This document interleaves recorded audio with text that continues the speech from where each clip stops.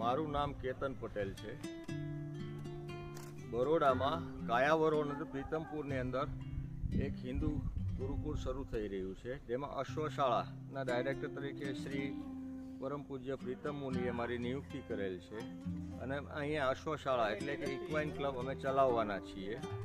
અને ઇક્વાઇન ક્લબમાં દરેક હિન્દુ ભાઈઓ બહેનોને અહીંયા આમંત્રણ છે. શીખી શકો છો, લર્નિંગ કરી શકો છો.